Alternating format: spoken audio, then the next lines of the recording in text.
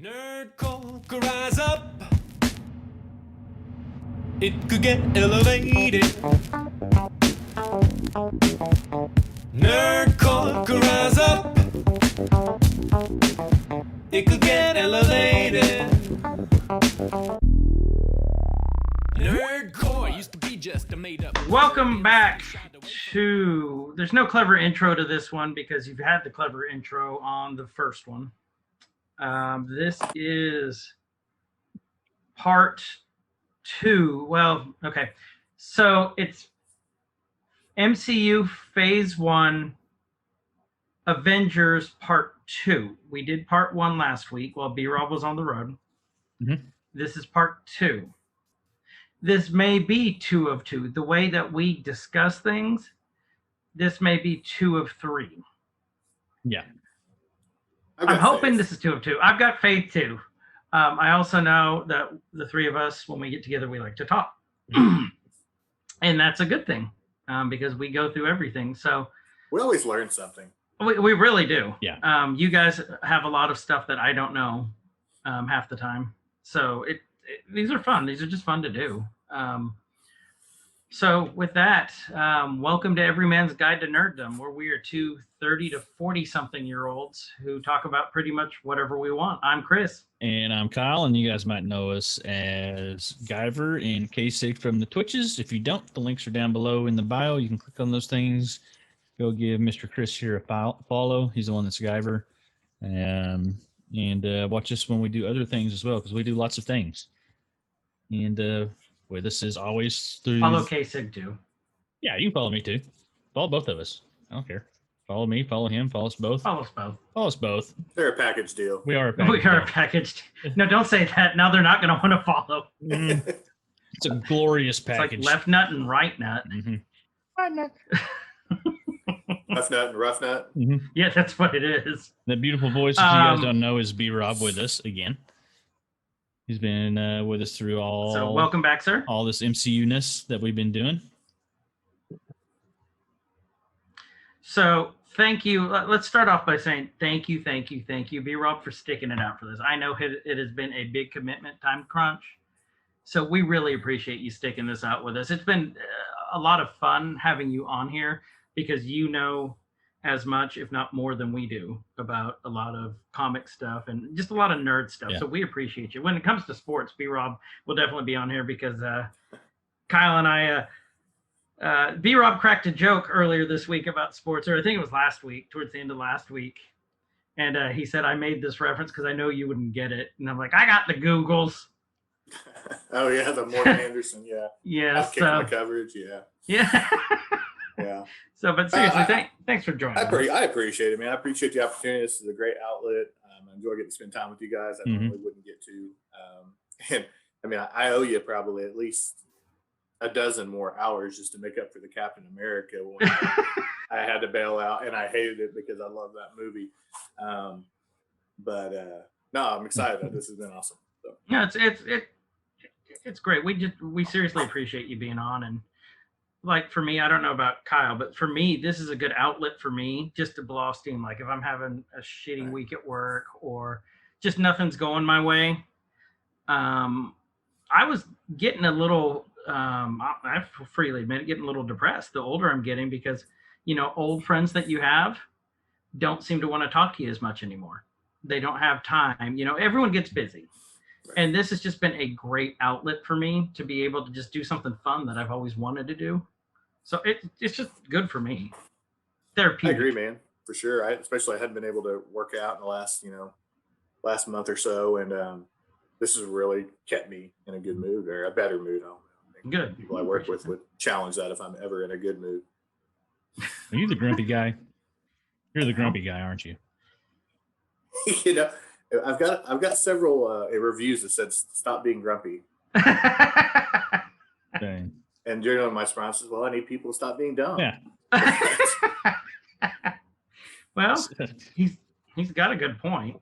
We see here you If tell you're people not that they being do dumb, I don't have to be they do grumpy. stupid stuff a lot. Well, tell them to quit doing stupid stuff, and I'll quit telling them they're doing stupid shit. So. Right. Oh, it's and also job security too. So. Yeah. So I am going to give a shout out to my wife, your wife, Kat, BRob, just for allowing us to do this too, because it is a commitment away from the family. So thank you all for letting us do this. And Kyle, for what them do you listening and providing Yeah. feedback. Oh yeah, they have, which is honestly, it's great that they're sharing an interest because, honey, I love you, but when you talk about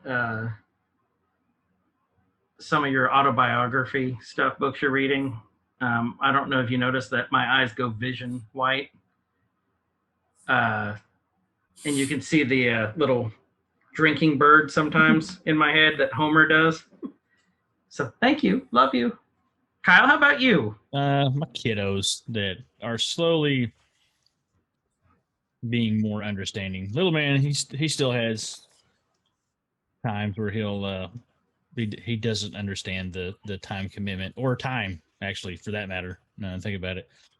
No concept of time. So just them allowing it. And I got friends and the people from our community that are super supportive. Everybody's always listening in, and we got a good group of people that keep listening in, and even the stuff that they admittedly like, I don't know anything about this. We got ones like I'm not even watching WandaVision, but I'm listening because it's interesting, and now I want to watch the show. So, which is the awesome. Ones that we have coming up, I'm really looking forward to that one with James on the prop making. I know he's super excited. I got Coda hounding me, wanting to know when we're going to do the Star Wars one because he's just chomping at the bit to help out with that one. We got lots of. I know BRob is too. That one, we'll have like a carousel of guests, or we'll just probably just throw everybody in all at once. Right. So it look like the Dan Brady bunch on here or whatever. Actually, I think it would be kind of fun to have a couple people in for the Star Wars one. Yeah. Just make sure you put me on when you have like 5 people that like absolutely hate Jar Jar Binks, and I can do that. Oh, I think this. So we just need 5 people. BRob likes him. We only need 5 people then, and you'll be set. Right. So it's easy enough. On the Star Wars one, we know is going to be epic because the Star Wars universe is so massive and it's only expanding. So it's going to be a lot of episodes on Star Wars. I will tell you that. There'll be a lot of debate too. Yeah. Because I'm in the minority where I enjoyed The Last Jedi. I enjoyed them all. I did too. I like Solo. I like Solo a lot. I like Solo. I like Rogue One, and I was a classic trilogy guy. The prequels I still liked. I'll still watch episode 1. I'm not that hard-assed about it. But I like the newer stuff because they were the first ones I actually got to see in theaters. And so there's, I got to watch those with my kids. Right. So those hold a spot for me. Mm-hmm. But well, do you think those hold a spot because you made the memories with your kids? Yeah. I mean, I was like a little kid myself. When that roll started and the scroll started going, the first time I'd seen it on a big screen, like I had like goosebumps. I was just shaking and my elbowing my daughter, like, check it out, we're gonna see it, And I may have told this story before, but and I'll tell it again when we do Star Wars though. But me and her started watching when she was little before she could read, and she'd always tell me, Daddy, can you read that to me? And when that scroll started on that one, I good God read it to her. There. So you were doing it in one breath. Trying to, yeah. And then when we went and watched episode 7 in theaters, like she could read at that point, but she still wanted me to read it to her. So that was. So I wanted to bring up the special shout out to our families because that proves, ladies and gentlemen who are listening, we have these interesting quirks and we're nerds, but we have proof we have reproduced at least once. At least once. I have proof twice. And it's just cool to be able to share the interest with your kids too. Mm-hmm. To me, there's no greater joy. And it kind of hurts my feelings. Like my oldest, she's 9 right now. She'll be 10 this summer. And right now, anything that I suggest she doesn't like or says is not cool and stuff. And I'm like, ha, ha, ha, ha, ha. Then I'm like, oh, that actually hurts my feelings. I'm like, we used to watch Sesame Street together. Right. It won't get any better. I have to tell you. No. quick stat too. You remember how we were 99% US based listeners and then 1% Ireland? Mhm. We are now 2% Ireland. So thank you for the person in Ireland who told their friend, and their friend is now listening. Yeah. They tell two And friends. 1% in the friends. UK. Hey, so we're international. Across So the we pond. appreciate you. I thank my Irish brethren. Across the pond from us. So, all right. So, one thing that we failed to mention at the beginning of the first podcast was who the director of this was, the first Avengers. We have mentioned every other director. And so I feel that's important because that gives you a little bit of backstory of why the way they told the story was. The director for this movie, for the May 4th, 2012 release of The Avengers, was Joss Whedon. Joss Whedon, the creator of Buffy, Angel, a lot of my favorite shows. One of my favorite directors and favorite storytellers. Firefly, love Firefly. Very controversial figure right now. So, Yeah. we'll say that right now. But I think he did everything right with this movie. There's a couple parts, that I may pick apart, but for the most part, this was one of my favorite movies. So I like it. I like it a lot. I appreciate the work he did on this.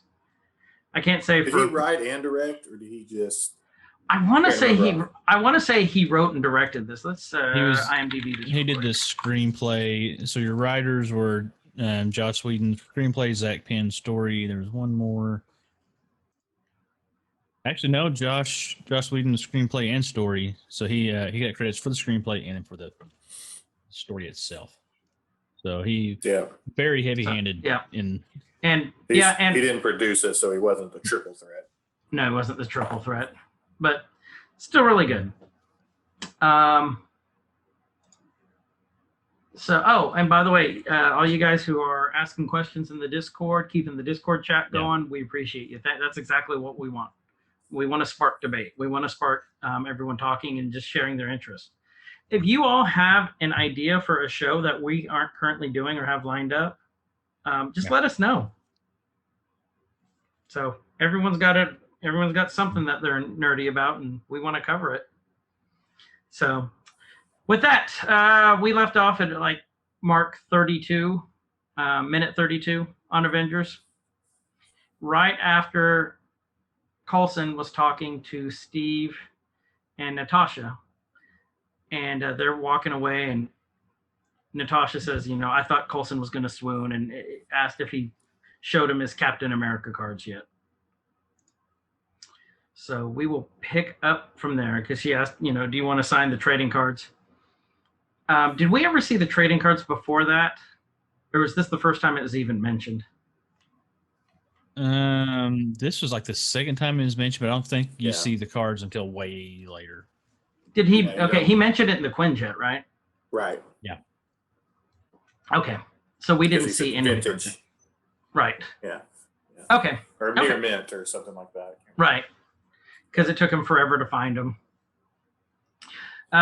So next thing we know, they're walking on the deck of this carrier, and then we see a Harrier there. And that was such a cool moment when they're sitting there talking, and Banner's like, "Oh, great! So I'm going to be in a submarine." I mean, act like he was going to be in a submarine. Yes, I agree. And then all of a sudden, him and Cap walk to the edge, and turbines come up. I mean, that was a really, really cool moment. I agree. It's when this happened, when you all watched this for the first time, did you have any idea this was the helicarrier? Yeah, I thought they were on a battleship. I did too. Well, I knew it was a carrier because you saw all the planes. Right. And we see the Quinjet, the modified Quinjet. But yeah, I remember, now that I'm looking at it again, watching it, just transform. And it hit me literally that moment what it was. And I remember So just go ahead. no, I was saying I just remember hitting my buddy next to me. I was so excited. Just kind of, the slap you do when you're sitting next to your buddy. Like, Mhm. look, doing it. That's what I did. So I remember There were many. Sorry, I can't talk. There were so many just gasp moments. Like, oh my gosh, just in this movie, and we're only minute 35, and there were just so many already. Mhm. That, from when you first see really Hill and Fury interact really for the first time with significant screen time together. I thought that was a pretty pivotal moment to the carrier. Just all the scenes leading up to this. There were just so many, even at, like I said, minute 35. I agree. I totally agree with every part of that. It was just such a cool moment for seeing that the helicarrier coming out of the water for the first time. Something that I read about for years and years and years in the comics. That you always just kind of took for granted. It's one of those. It almost became like a like one of those side objects or background objects in the comics because it was just you always saw it. I mean, but what you just said, I mean, that's the reason why people get so livid about things or so excited is when things that they've just envisioned for so many years, they've waited for it to come to life, and then it doesn't live up to their expectations or it totally exceeds them. Mm-hmm. That's when those directors, these stars, get put in the crosshairs of the keyboard warriors. Right. So, they walk onto the deck, and there is Fury and Hill in there. And one of the coolest parts that I thought, I know we're always going to say it's a cool part, but when Fury goes, let's vanish, and then all of a sudden you see those lights coming out while the ship's in the sky, and then it goes basically optical camouflage on it. So let me ask you guys this, because this just literally hit me as I was watching this. Do you think that was Stark Tech? The reason I ask, this is very reminiscent of Spider-Man Homecoming. When Happy is in the jet packing up Stark Tower, the last of the stuff, and then the Quinjet or whatever it is that starts going to the optical camouflage, it's the exact same method. The exact same way, like the way that it's doing it. So I kind of think this is Stark Tech. I've never thought of it up until now. It's Wakanda like too. Small. I mean, well, and it's optical camouflage, which is just a cool thing to have. But I don't. Right. It may be Stark Tech. Because with Wakanda, they wouldn't let the technology get out of Wakanda, though. Right. Yeah, but stuff always gets out. No, I mean, I don't think I ever. I think they probably had their own, and Stark upgraded it, at some point. Right. I don't know. He just wasn't playing well with them at this time, so I just don't think he would share. I mean, because you can see, when in a few minutes when we get there, when he walks in, I mean, there's that level of distrust. Mm-hmm. Mm-hmm. And later on, as we get in the film series, he'll, calls him boss at one point. You know what I mean? Yep. So it's so that level of trust gets there, and I definitely think that everything gets upgraded due to him and his funding. But at this point, I wouldn't think so. You wouldn't think but so? It is. I wouldn't think so, but it's definitely similar. So I think that's a valid point. And they've never ever discussed it. Right. So who knows? And I mean, this could be that batch of scientists that they took in after when S.H.I.E.L.D. first started too. Right. You guys have a theory? Let us know. Unless it's Mephisto involved, and we don't. Unless it's Mephisto, which I've still got this little glimmer of hope. We are, at the time of this recording, we are 1 day and 6 hours away from the release of WandaVision 9. I'm with you. I don't think I'm as far. I'm not all the way on the train with all of that with you, but I think he's got some. I think he's involved. I still think Dottie is is more than anybody thinks. So Mhm. that's a I've got different- a glimmer of hope.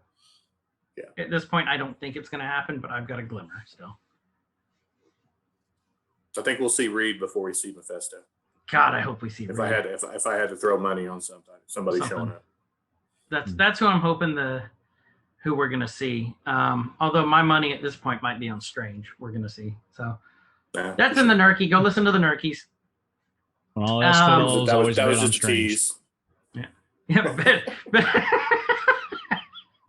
That's my philosophy. Uh, So any ladies currently attracted or watching this video to Kasig, please remember that and send him an email. It stays empty.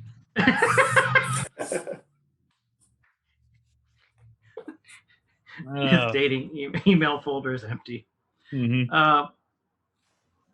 So this next part was a great bit of writing on how Marvel is funny, and I don't think that they normally intend to be funny sometimes. Like with DC, it's very forced when they try to do any sort of comedy, which is why I think they gave up a lot on it. This next part, Fury's walking back, and you see Banner and Steve in the background. And Steve starts walking up and then reaches into his pant pocket and pulls out some money and gives Fury a 10. Kyle, you remember why that was? Or BRob, one of you? He had told him Kyle, you know? earlier that what did he say? He said, I have something else, or he said, I can't be shocked anymore, or something that'll surprise you. How did he word it? I forgot. It's like, nothing surprised me. Want to bet? Or something like that. So Yeah, something it was- real. Yep. Yeah. Yep. It was a little side bet between them. Yep. I like how they keep that stuff, like you said, not forced. It flows into it, and it's not like putting it in your face, like this has got to be funny. They're like, you just Right. catch it, and Yeah. And a with lot all of, those and a lot of it little happens chuckles. with Cap in this movie. Yeah. Like, Yeah. it's, oh, I got that reference. I did. I got it. And it's Yeah. just, It's really well done. It's extremely well done. Next thing we know, Fury is greeting Banner and told him, what do you say, Doctor, thank you for coming aboard. yeah. Something Thanks like for that. asking nicely. Yeah, and then Banner says, thanks for asking nicely. He looks so nervous. And at every point in time, anyone who knows any Hulk lore, we all know we should be nervous at this point in time. Yeah. You should just constantly be nervous. You don't know. You don't know. And you find out that ever since what do I call it? The breakout, the stealing of the Tesseract, S.H.I.E.L.D. has been on the manhunt for Eric and Clint since that point in time. And they are, what they say, they were sweeping anything that's wireless accessible across the planet, which is extremely scary to realize that, when you're watching this, you're like, ha ha ha ha, whatever. That's really cool. This is a comic movie. But now in 2021, you realize that that's probably reality at this point. So it's kind of nuts how in 2012, in 2012, I went from thinking, this is cool. This is just a comic movie to now that this is possibly a reality. It's not possibly. I guarantee you it's a reality. I just make it a point to give him a really good show if my camera's out for anything at all. My phone's just laying around. Really keep my personal FBI guy on his toes. They go, oh no, what's Kasich doing? He's doing the helicopter again. There he goes again. It's like the third time this day. Mm-hmm. Yeah. And if you don't know what the helicopter is, do not Google it. Google it. Do it. Or if you do, just don't do it at work. So, and at this point in time, it just shows you how desperate S.H.I.E.L.D. is at this point too, I think, to find what was lost, because they know they don't know a ton about the Tesseract, but at this point in time, they know it's a weapon of great power. So they are trying. I don't think that they would have pulled Banner on board to search for these gamma rays had they not been desperate at this point. Right. So I Well, mean, and just before that, we see another part of Black Widow's character where they're again not only trying to humanize her a little bit, but then they're trying to get her connection to Barton. Because you see, she's looking on the screen and she's visibly worried. So that just, I think it really just sets the tone for that pair, as well as making you care about her as a person and not, the spy. not as the super spy. Yeah, I agree. And then next thing you know, Natasha's showing Bruce to the lab that he's going to, and then it cuts off to Eric. And Eric just looks extremely happy compared to the first scenes where we didn't really see a smile on him. He's smiling almost this entire scene, which makes you wonder, is this part of Loki's scepter? I think at this point in time, that's what we all assumed it was. At least I did. I think it's, I think you just knowing that character and how much he loves what he does. Right. To, yes, I don't know. I can't say how I was feeling during that scene exactly, but watching it again and again, I'm like, it's just, I think part of it's Loki, and then part of it's just how excited he is to be working on this. And we find out more about, this is only the second movie we've seen Eric in. So we find out a lot more about his character in phase 2. So it was all guesswork at this point with Eric's character. All we had to go off of was Thor. But we know he's a brilliant scientist. And Clint holds up this picture. Clint's there, and their eyes are all freaky still from being under the control. And it's a tough book almost, but it shows Iridium and then Dr. Heinrich Schaefer, maybe. I'm trying to think of if I could figure out who that was. Do you guys have any clue who that is? No, it didn't ever ring a bell. I just thought it was some random person high up, that just some random character inserted that was going to be dispensable. Right, because if you look at the tablet, the laptop, whatever, Department of Nuclear Science and Technology at the Schaefer Institute. So he's the head of whatever this institute is, where this Iridium is that they needed. So he's obviously big, but if you guys have any clue who he is, let us know. But I think you guys are right. He's just probably someone that they just put in just as the tie for the Iridium. And now you get a little bit more into why Eric's so happy. And he says, the Tesseract has shown me so much, which means, do you think the Tesseract was talking to Eric at this point in time? Like showing him its secrets because he was under Loki's control. Loki, who was under the control of the alien race that we see. I mean, it's an object of great power. It's an object of space. Do you think that Eric was part of any of these meetings, or do you think he just got more knowledge at this point, but Loki gave him a little bit? I think maybe he may have, I don't know if it was like actually talking to him, but maybe he had a higher level of understanding being under the influence, and now he's just understanding more because he's able to understand more, not necessarily it talking to him on whatever level or however. But I think it was just him having a higher level of understanding of how these things work, just from maybe it allowing him to, or the influence of Loki and basically a higher being, or, right? More advanced and evolved humanoid race allowing that, making that capable for him. That could be it.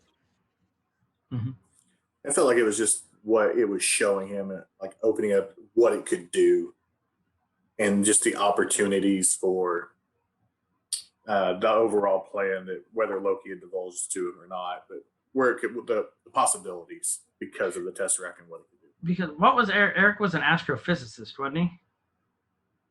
I think so. I think so. Yeah, I thought he was the same thing that Jane was. Jane was. I think he was too. So that would explain why he'd be so happy about the Tesseract and its abilities. And and Loki. Then we see Loki show up at this point, and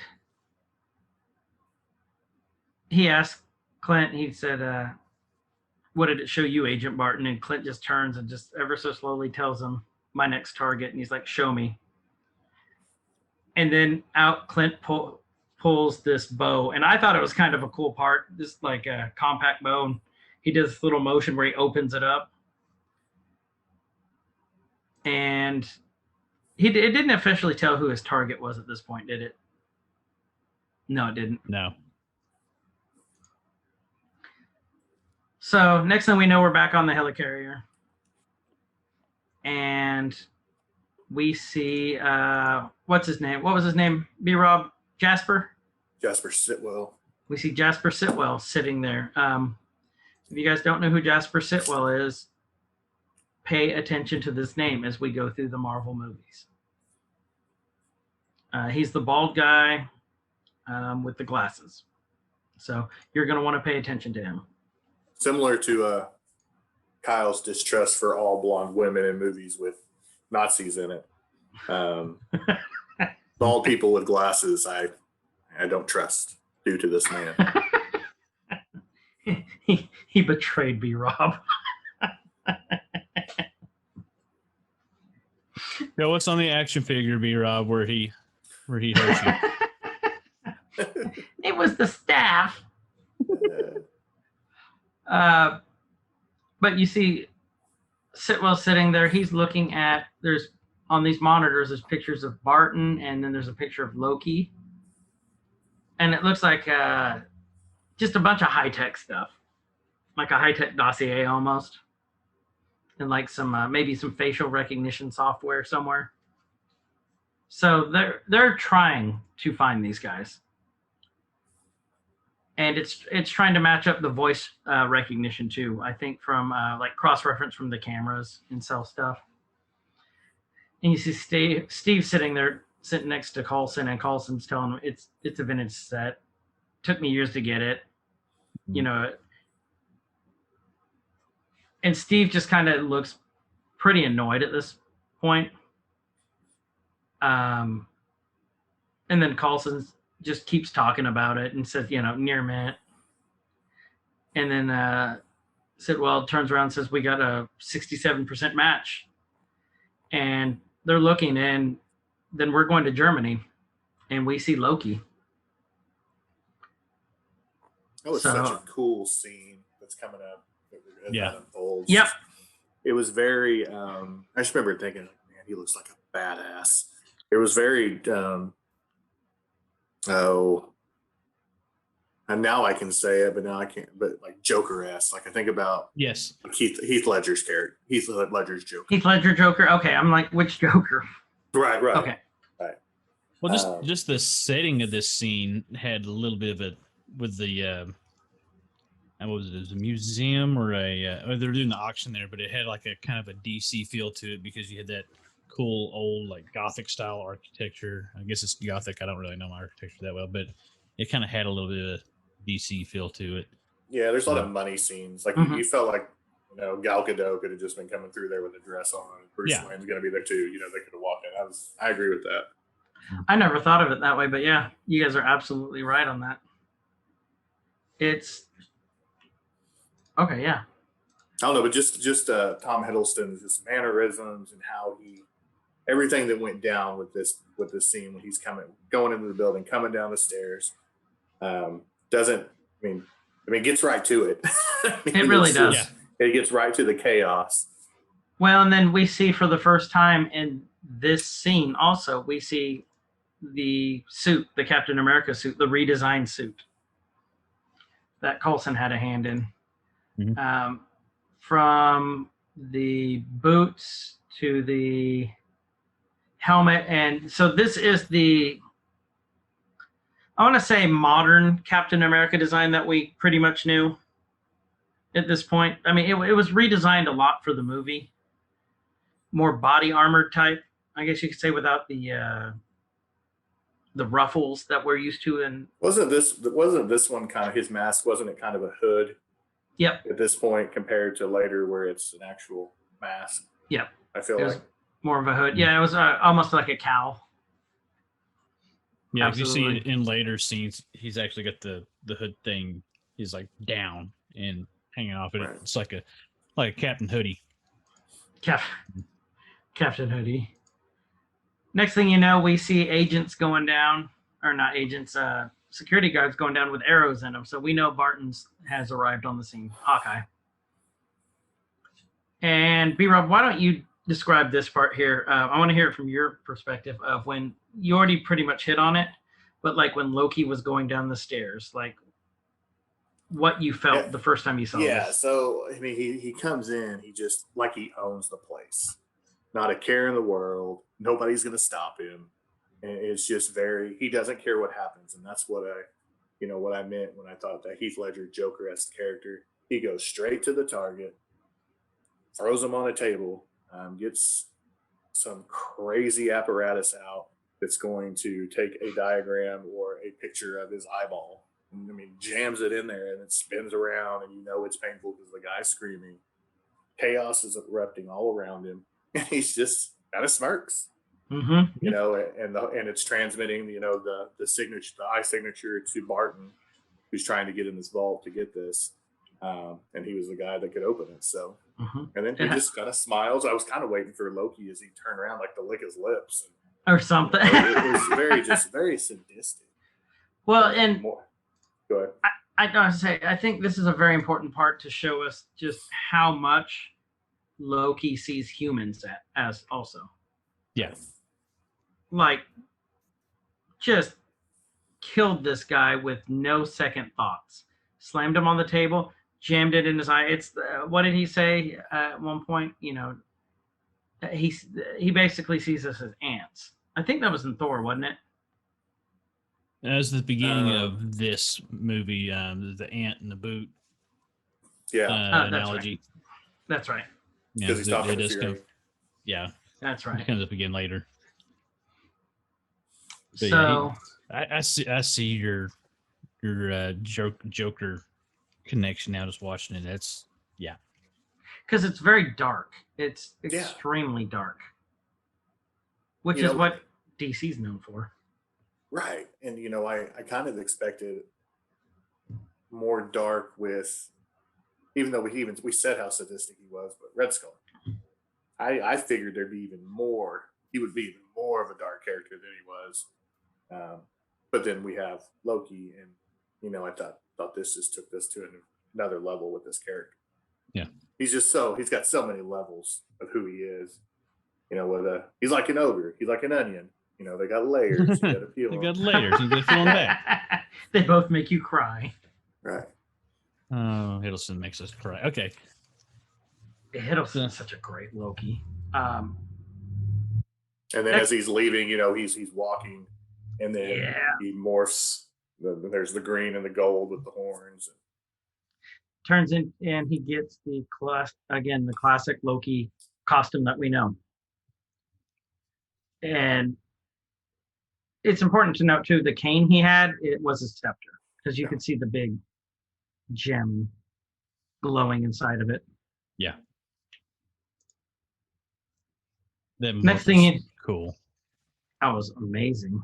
And then he morphs the staff into the scepter, or the cane into the scepter. Everyone's running outside for panic, and this just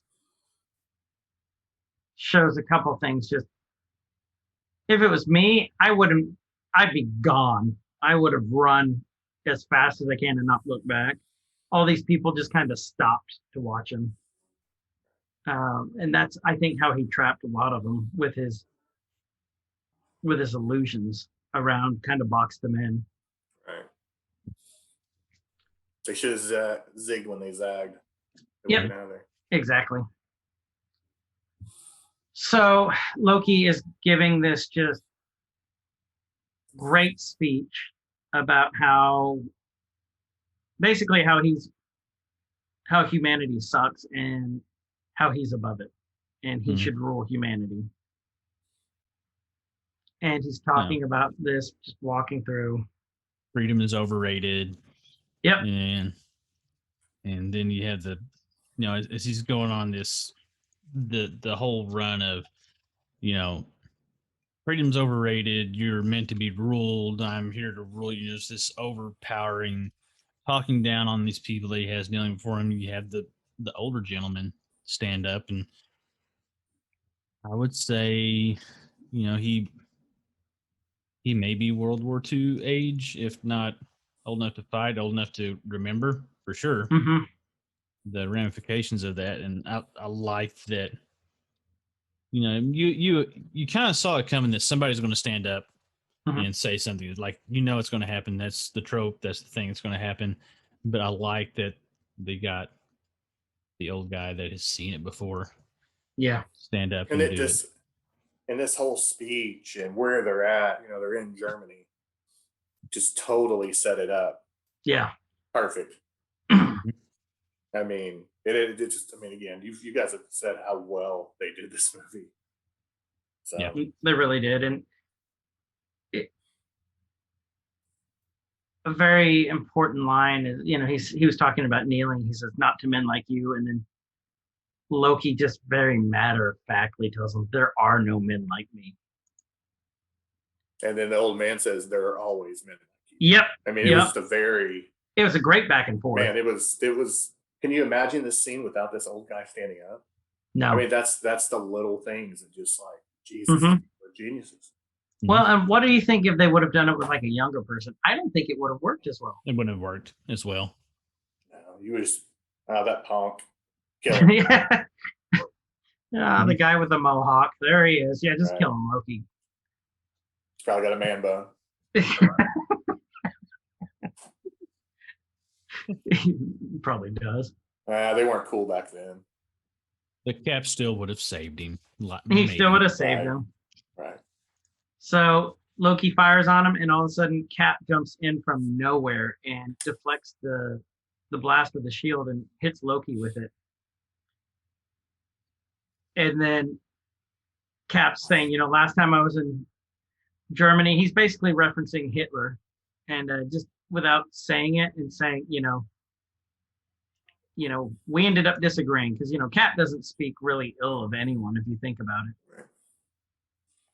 Which is, I always found it weird when Loki says, the soldier, like he knows who he is. So I always kind of found that kind of odd. Do you think he knew who he was because of the connection with the Tesseract? Because, Loki's not paying attention to Midgard. Right. Do you think it was because of his connection with the Tesseract? Because the Chitauri knew everything. Yeah, but is that because the stones have memories? I don't know. That's the one thing that's always bugged me. Any of the other ones, the ether, the Mind Stone. They remember. The Mind Stone's the only one that I would think does because the Mind Stone. It's the Mind Stone, yeah. Or the simple thing, he could have got it from Barton. Just got some information from Barton. That is the easiest. I bet that's That's exactly. So BRob and I overthought that a lot. And then Simple Kyle with Simple Kyle's cookies schooled us on that. Whatever. You need your legendary shirt on right now for that one. That was you do. Nice. Just got my sweet Guns N' Roses shirt. Right. Yeah. No, that we definitely we way overthought that. So good job, Kyle. Yeah, Yeah. nice. Usually I'm the one like going way out there with some weird random theories and Right. predictions, and yeah, I'll take that one. So, excuse me, Natasha shows up with the Quinjet, throws out a Gatling gun. Loki fires at it. She takes evasive action, and then Cap, without a second of thought, without any hesitation, threw that shield and nailed Loki. And you knew we were in for a good fight scene at this point. It was a great fight scene.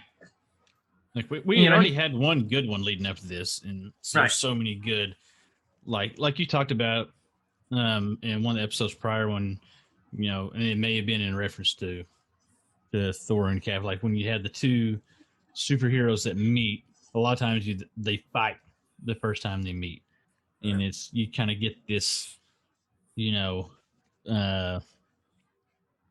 superhero power measuring contest going on. I like how you have these little quick conflicts with all the different characters throughout this whole movie itself, and you see everybody measuring everybody up throughout it, and it's just a rolling game of that builds and builds and builds until we get our finale. I agree.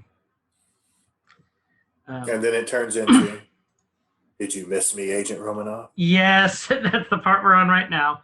And that look on her face, I was like, ooh. Because it's important to note, too, Steve was losing this fight.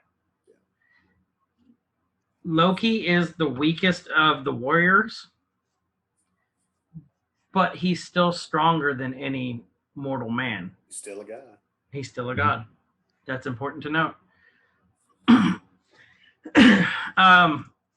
Yeah, we heard this, miss me, Agent Romanoff, and then you see the screen kind of blinking on the Quinjet. Do you guys remember what was playing in the background? There was music started playing, blasting on the system. Oh, he had I know Kyle knows this. I knew it well when I rewatched it, and I was going to make a note to remember what that was, and then we didn't get to it last week. No, I just remember like his first line because it made me laugh out loud. Is the make a move reindeer games. That line he says to Loki after he blasts him, but I remember music playing through the PA. Shoot to Thrill by AC/DC. Mm-hmm. Yeah, and that was a reference to Iron Man 2, like we were talking about when we saw Natalia. Well, the Iron Man movies kind of gave it a little resurgence and introduced some AC, because AC/DC was like the band for the Iron Man movies. Mm-hmm. From what I remember, and that kind of introduced one of the greatest rock bands of all time to like a whole new generation of people, because you get these young kids in there with their dads and their granddads and parents and grandparents just that had never been introduced to that music, and those movies kind of did that. So it's cool how tight the genre rock and roll. Yep. Of course, Tony does the Iron Man land also, the one arm down, one knee up, one knee down, just cool as hell. Classic superhero landing. Classic superhero landing.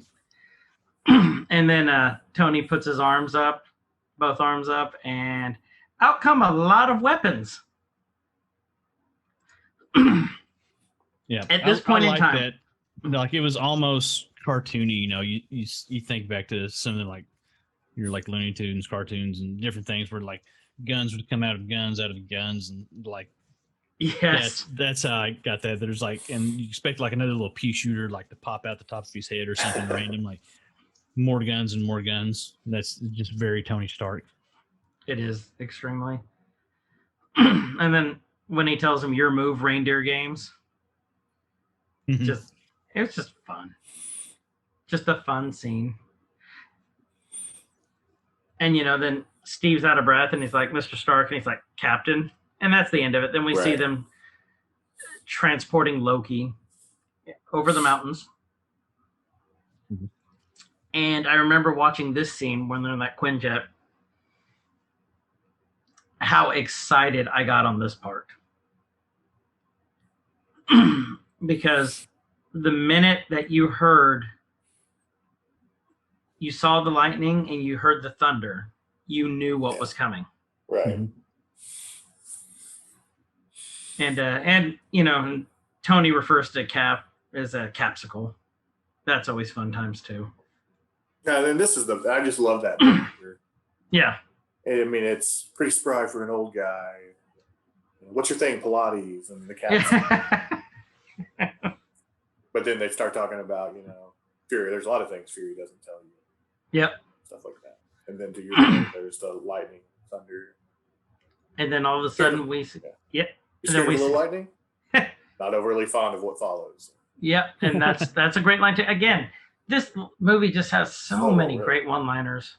And it's just so well written.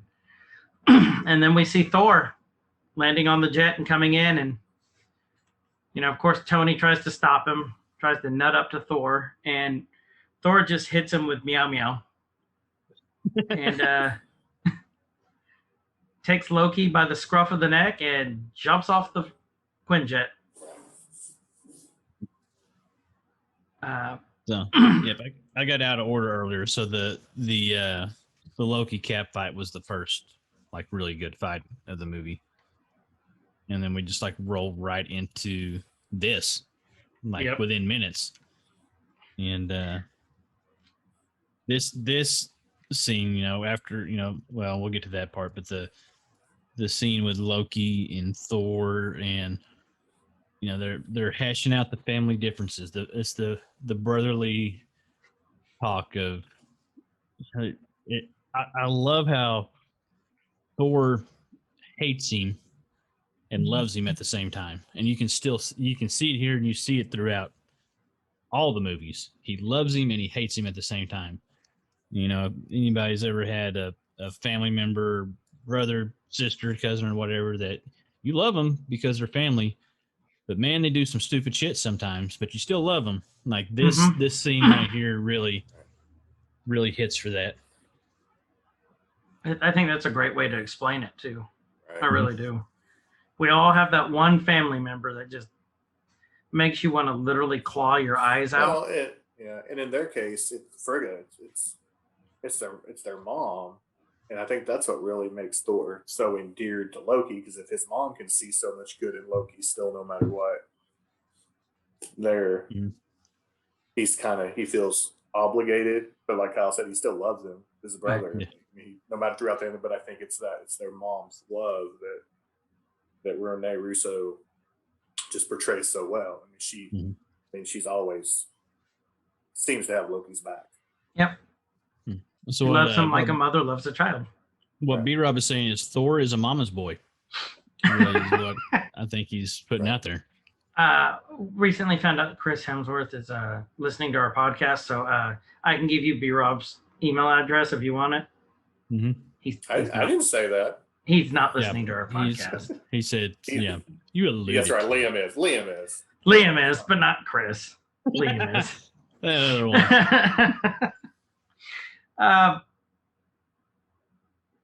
And then, you know, in Thor, we really got to see the divide between the brothers.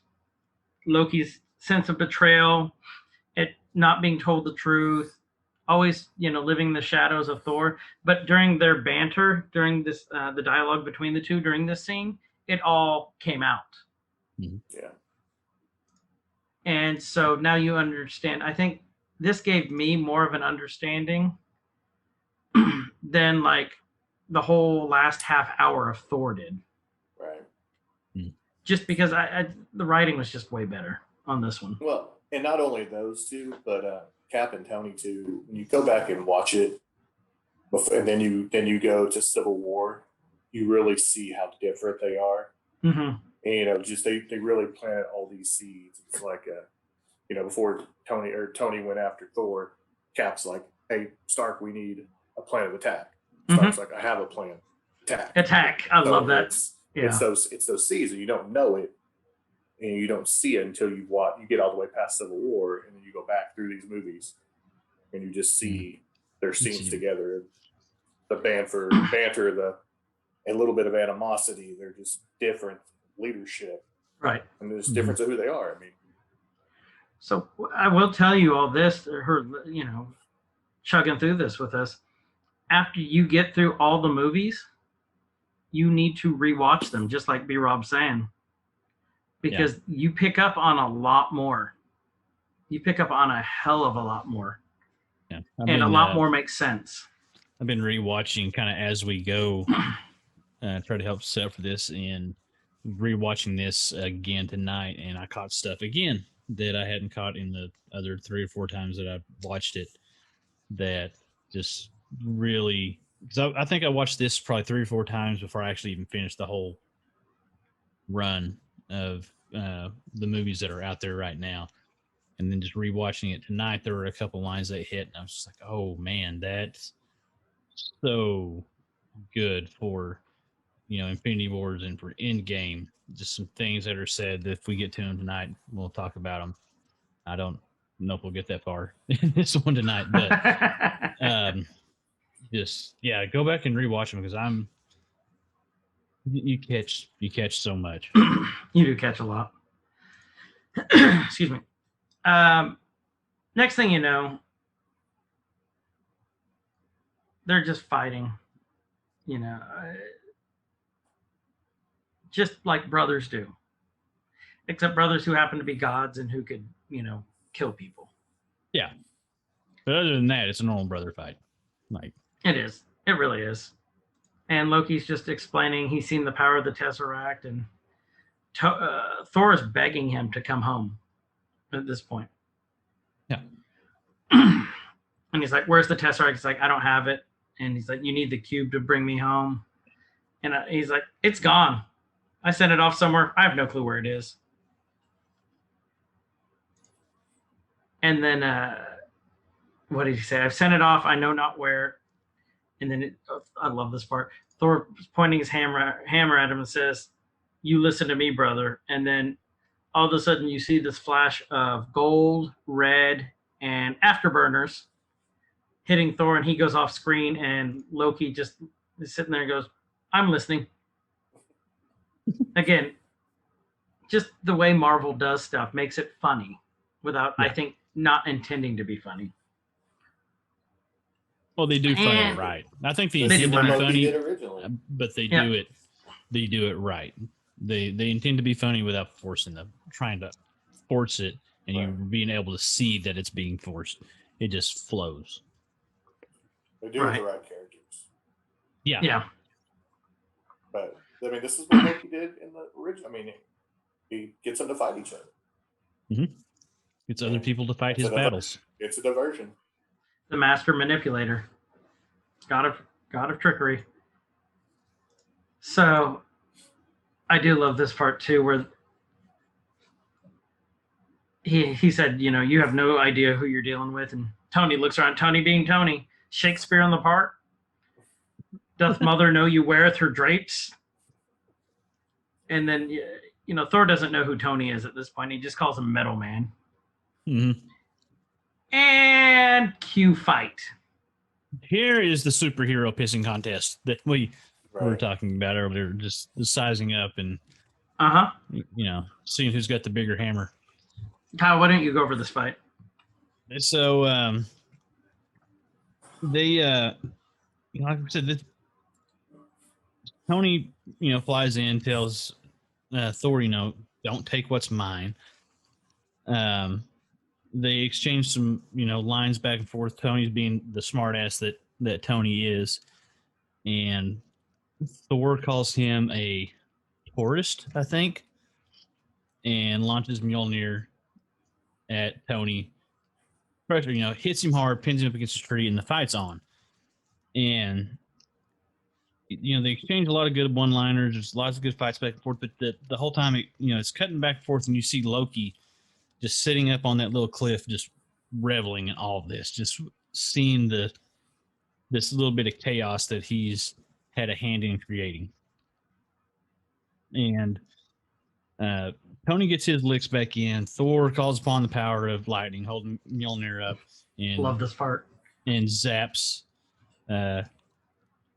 Tony in the Iron Man suit. It's Jarvis, kicks out a reading. You see, like, everything's glowing, everything's going, and Jarvis gives the reading, like, 400%, power at 400% capacity, and Tony gets this just shitting grin on his face, like he's like, he's overloaded, but he's not, like, critical, and just unloads on Thor. So they go through. There's some, like, deforestation that happens.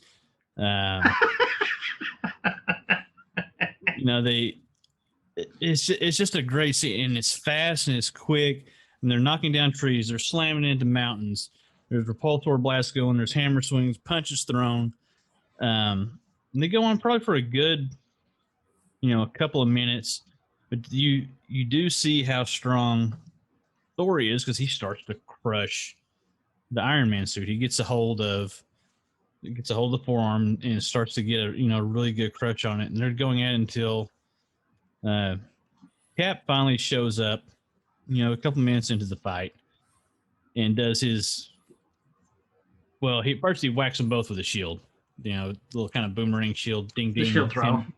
Shield throw, pegs them both in the head, and just in very Captain America form, he's standing up on the tree branch with his arms at his side, his chest puffed out, and, like, that's enough, like, very, I don't know how to describe it other than it's Captain doing it. It's Cap doing it.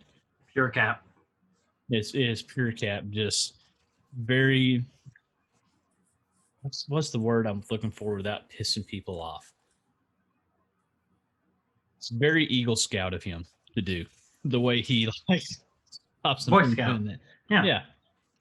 And you just see that the conflict, or not the conflict, but just these differing personality types, all meeting right here. I mean, you got three huge characters coming together, and we see how strong Vibranium is at this point, because Thor lashes out at Cap with the hammer. Cap ducks under his shield, and not only, like, absorbs the blow, but it's just this, like, atomic blast of awesomeness that occurs. It's like a small atomic bomb hit. Trees are down, leaves are down.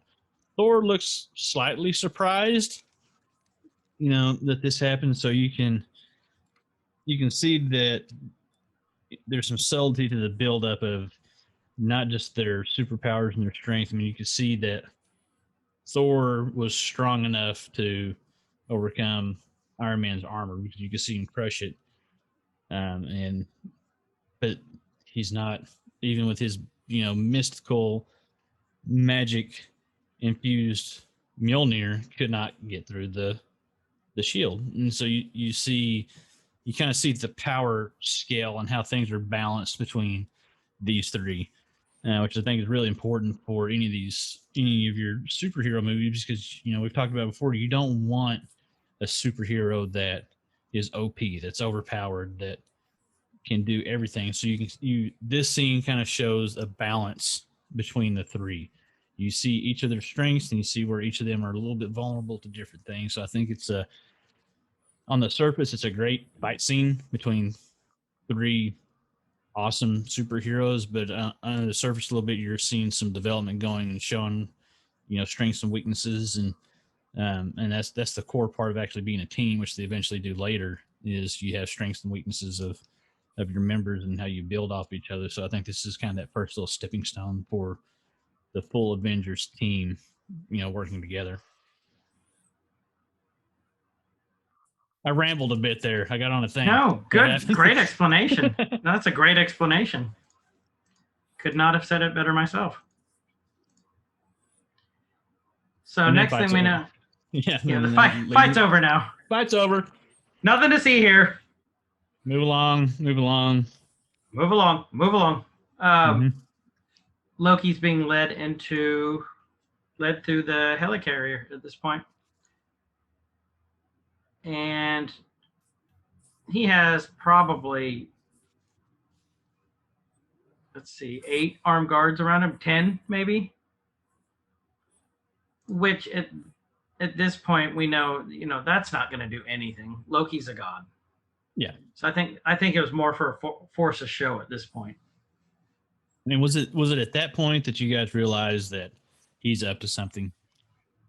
Because He wanted to be there. Yeah. Yeah, That was you my. knew he wanted to. Mm-hmm. Yeah. Well, it's that look on his face too. He's kind of got a shitty grin on his face as he's walking down the hall. Right. And he's looking Well, at yeah. Banner. Yeah. He's looking exactly at Banner. So, we see Banner sitting there tinkering with something, and then he kind of just smiles over at Banner and gives him this, hey, ha ha ha. So, next thing we know, he's locked in this huge cell. It's like this, what would you call it? Like almost like a, I don't know how you describe it, like a cylindrical container, Yeah. like cell, big open container.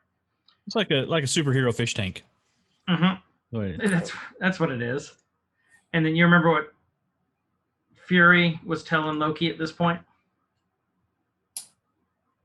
Yeah, it was built for somebody stronger than you.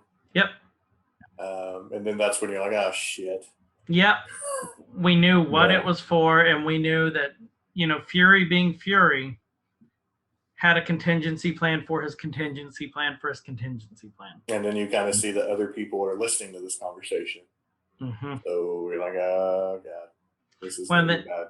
Then he opens up, beneath the container, he opens it up, and it's just it's a free fall. Yeah. And one of my favorite parts that Fury tells him, he goes, "Ant, boot." Or what do you say? Boot, ant. Yeah. Yeah. So, yeah, we knew who this was built for now. We know that nothing good is going to come from this at this point. I think we all knew that it was going to be foreshadowing at this point. Mm-hmm. So next thing you know, we're back on the deck, and we see Thor. And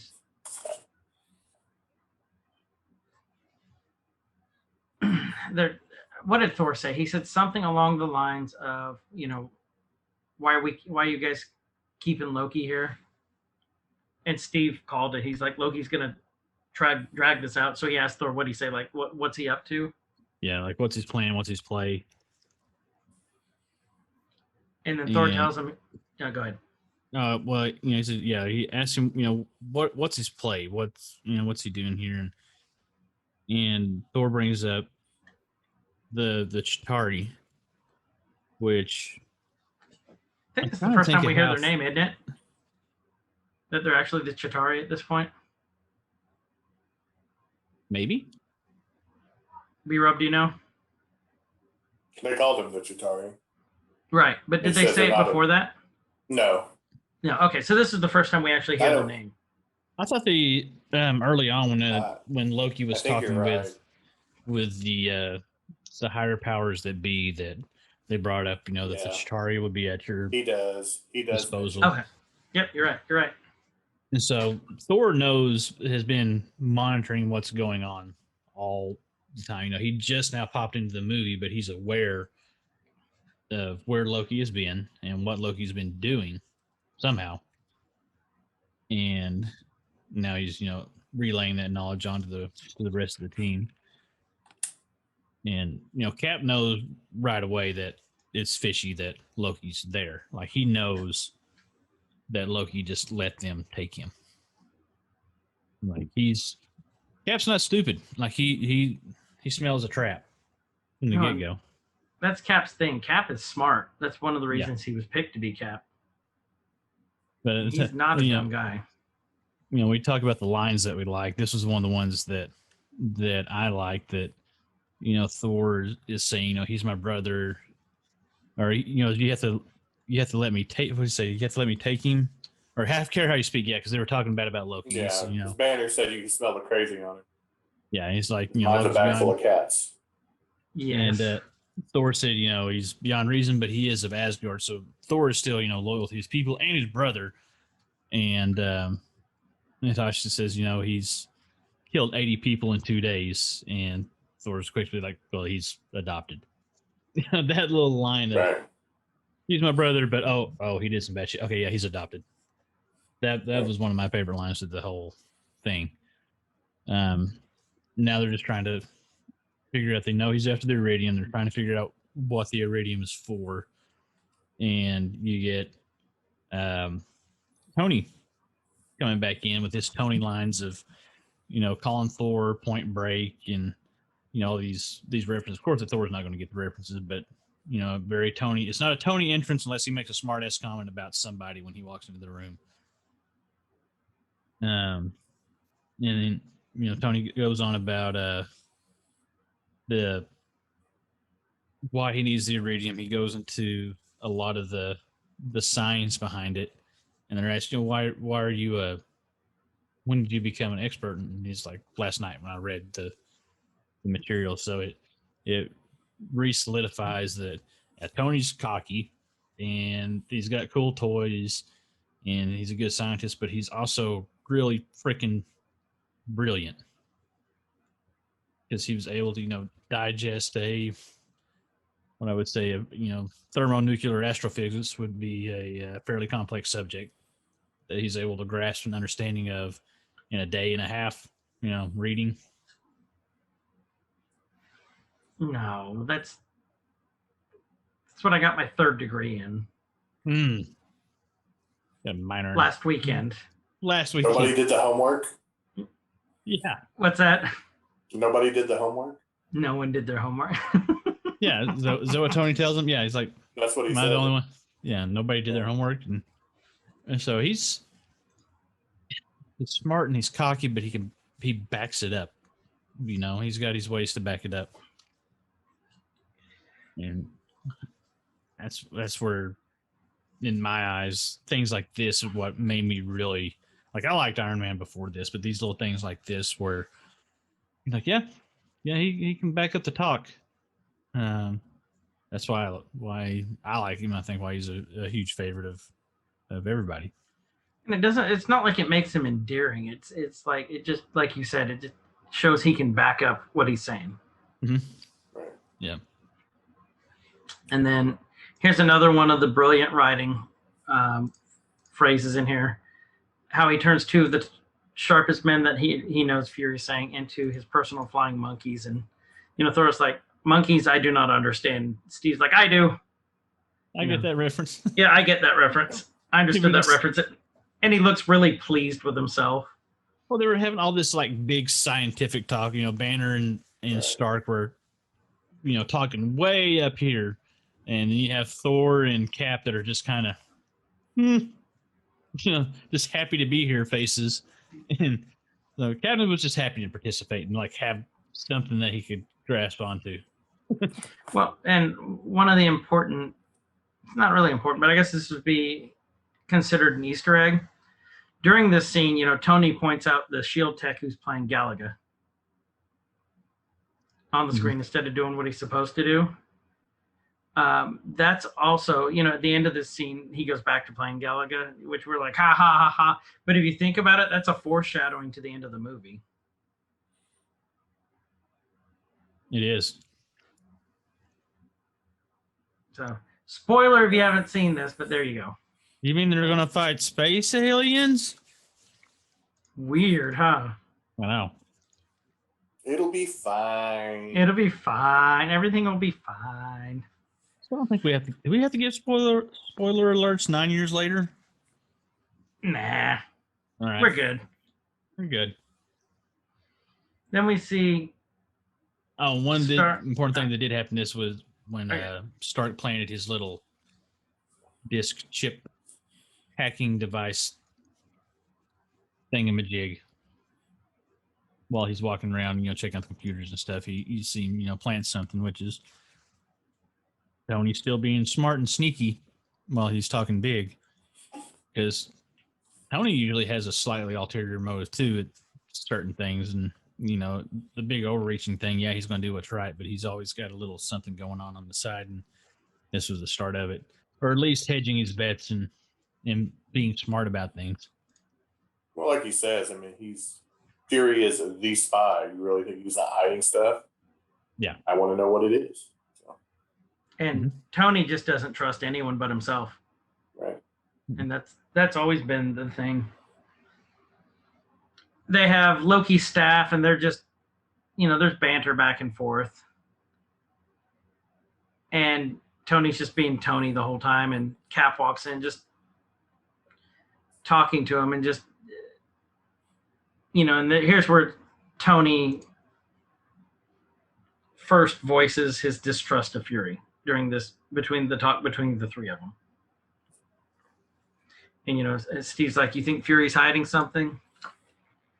And then, like you guys are saying, he's a spy. He's the spy. And it's just,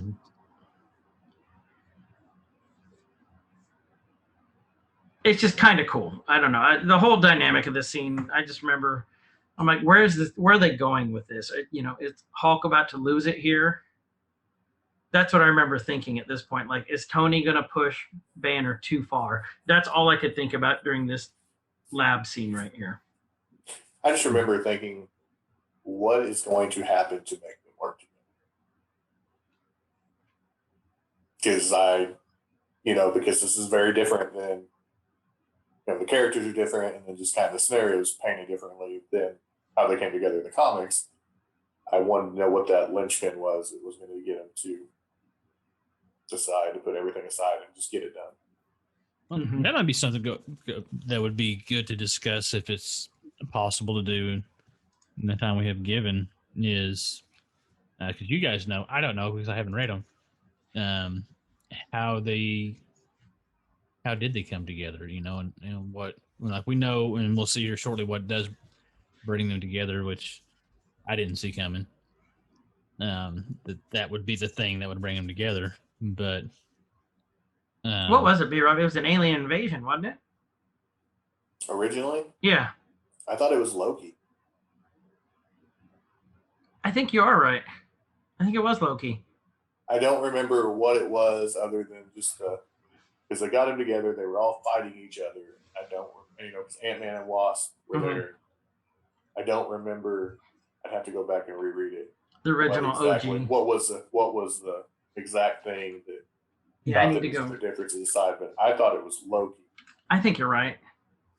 Because with the Justice League, it was wasn't it Starro? It was Starro. Justice League was Starro. Thor was the Korg race, whatever, the rock guys. Yeah. Yeah, I think it was Loki. So if I'm wrong, somebody call me out on Discord. Oh, they will. They're very good at that. I hope they do. I mean, like, I don't mean that in a smart way.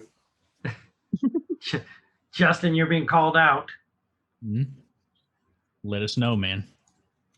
So, and this scene's pretty important to show, even though Tony doesn't trust anyone, he usually has pretty sound reasoning why he doesn't trust anyone.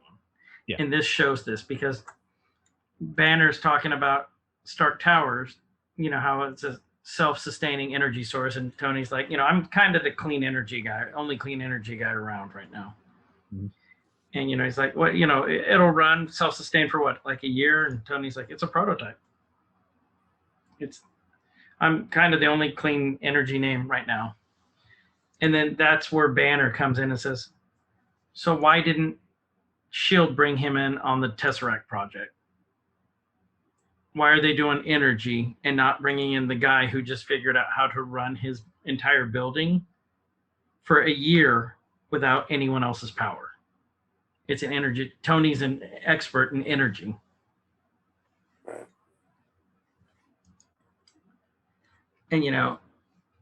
And that's where Tony says, I should probably look into that once my decryption program finishes. And again, that's where you guys were saying that, he was going around putting stuff, like planting chips all over the SHIELD bridge. Tony's hacking into their files and using Jarvis to do it. And his distrust in things and the motivations behind his actions, I mean, they're all logical. He's a scientist. He sees, cause and effect, and he sees things differently. He's very rational with his his stuff. Sometimes he seems very irrational on the surface, but he's always has a pretty rational. Well, not always, but usually has a pretty rational reason behind his actions, and you usually see them. And that's one of those things where, like, even if he comes off cocky or whatever, and he's not somebody that you may, different personalities you may not normally like, you still respect his methods and why he does it, because you can't argue with him most of the time. Like, he's right. Yeah, and that's my thing with Tony is just, he's all those things you guys are saying, but he's there. Like most people that are like him, they're not going to put themselves in that situation. No. But so he's all these things, yet he's still there. Well, and that's the thing. Tony will tell you that too. Mm-hmm. That ego of Tony's, I'm here. I don't want anyone else to get hurt, so I'll put myself through the ringer. Yeah. Which at his core, Tony's noble. He really is. Right? Yeah, he is.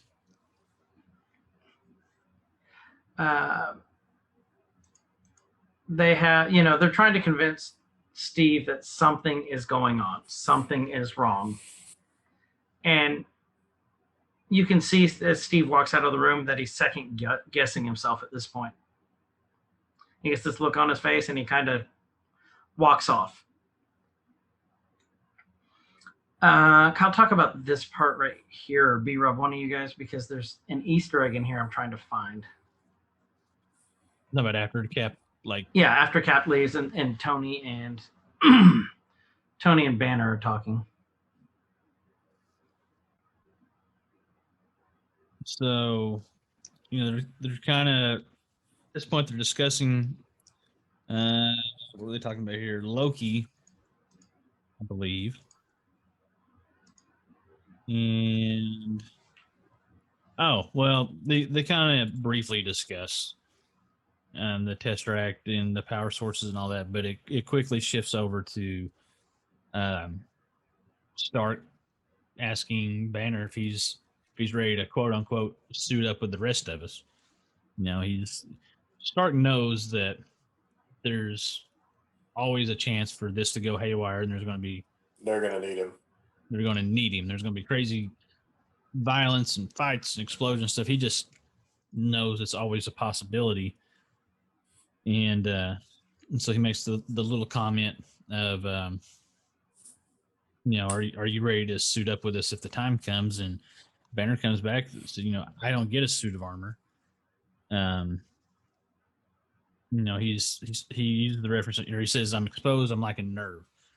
And so I kind of take that a little bit as he doesn't get to hide behind a mask. He doesn't get to hide behind a suit of armor. What you see is what you're getting with him, even though it's a different version of him, and him being exposed like a nerve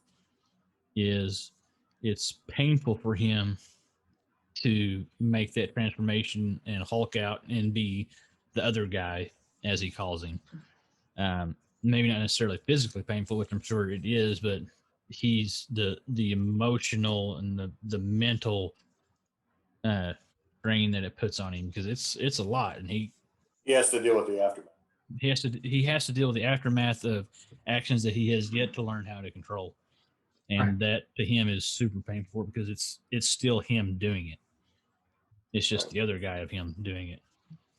Yeah, and the other part of this that I love is when Tony's talking about what happened to him, and he's talking about the shrapnel and how the little circle in his chest.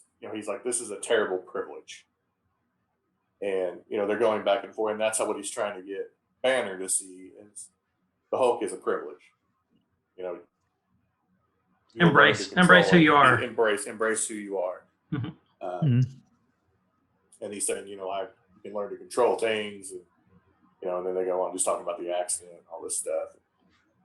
And basically, all that radiation should have killed you. It didn't, for a reason. Mm-hmm. So just take it.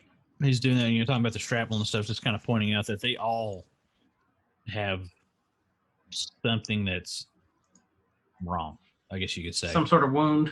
Right. They all have some sort of wound. They all have, something that could have caused them to give up.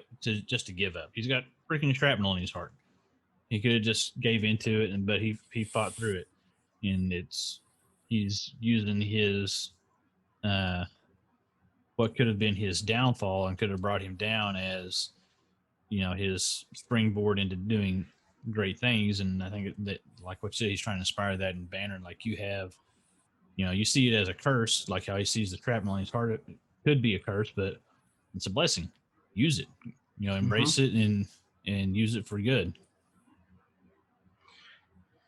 So I was trying to find, supposedly there's an Easter egg in that scene when Banner's talking about how Hulk saved his life. You can see Hulk's reflection in that screen when they're going back and forth. I was stopping it left and right. I didn't see it, so I don't know if it's actually there or not. Supposedly there's an Easter egg in there. If you guys can find it, cool. Let us know. Give us the time frame, that is. But I sure didn't see it. I'm gonna give my try at it while you guys go on to the next part. Okay. Yeah, now Cap's on his scavenger hunt. Yep, Cap's on his scavenger. He's fixing to start opening some crates, and he's going to find, his worst fear. So it looks like the Shield is going to try and use the technology for Hydra weapons. Which is what Steve fought against his whole life. Right.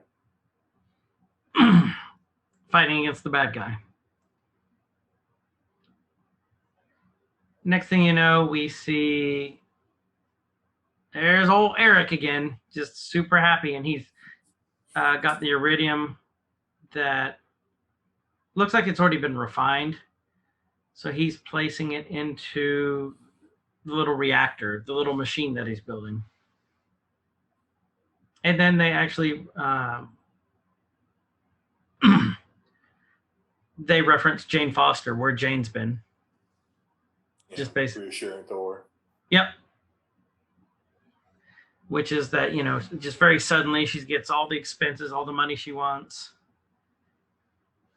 And you can kind of see the relief in Thor's face at that point. So it's just this scene here, I remember watching this, made me like Coulson even more, because he can be tough when he needs to be, but at the same time, he gets these guys to like almost open up to him. He's just a very likable character. He really is. And it really made the human resource director. He just knows what's going to motivate every one of these guys. He knows that's true. I never thought of him as the HR director, but you're right. The Avengers, and he's not an Avenger. He's not. I mean? Yeah. No, you're exactly right. I've never thought of him as the HR director, but you're right. And it's just a very touching scene, where you can see Thor's torn this whole first part of this movie with doing the right thing and bringing his brother to justice. He's extremely torn at this part.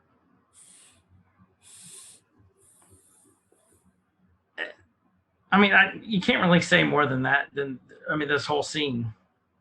And, and then you got Fury coming down and telling him, Thor goes, "What are you asking me to do?" And Fury's just looking him eye to eye. Looking him in the eyes with one of his eye. What are you prepared to do? Yeah, what are you prepared to do? And because we know Fury is prepared to do whatever it takes. But I don't think at this point in time, we just don't know how ruthless Fury can be too. Right. Yeah. If you read the comics, you knew. Right. But we've only seen, this is only like this. This is the most screen time Fury's gotten at this point. Yeah. So we don't know.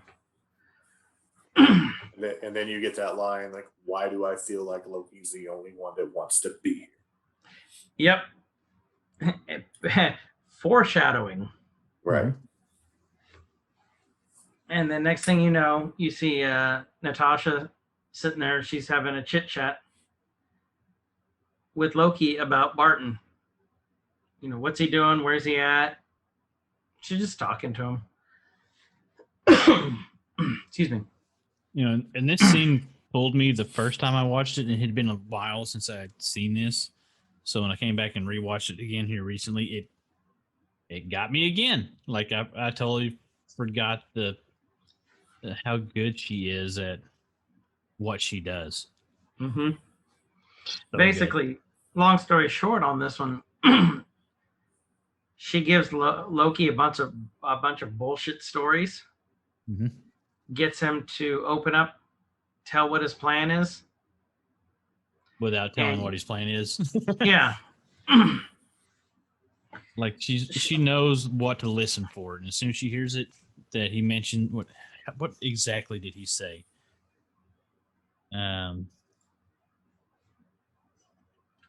You know, and she's trying to bargain for Barton, or is what she's saying.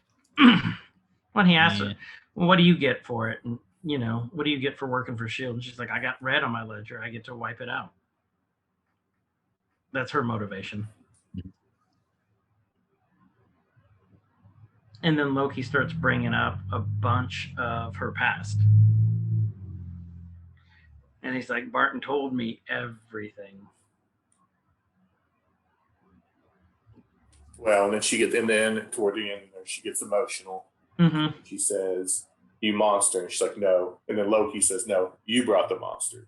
And then she turns it off, like, "Oh, so it's Banner." Yeah. Yep. That's your play. Another day He's at the like, "What?" office. Loki means to unleash the Hulk. And she bolts, and Loki's And looking like a dumbass. She's like, "Thank you for your cooperation in this matter." that So just So it just shows, it shows just like Kyle was saying, how good she is. Mhm. You don't realize because she's the only. Yeah, her and Clint are the only two without powers on the team. Clint's got arrows, and she is just she's a master spy. Yeah. Okay, which, so you which works referenced for and against her. right. So you referenced Fury was the HR director. What would Natasha be? Hmm. An outside consultant. Yeah. because you don't That's trust true. her. They have to gain your trust. And that's the hardest thing about being a consultant is, you know, the people that you're trying to help, they know that you're not one of them. Right. So you have to work extra hard to build this relationship and this trust and everything to get them to buy into what you're selling. And I mean, that's kind of what I feel like she has to do. And the only person she's done it for to this point is Barton. But that's because they're both consultants, essentially. Mhm.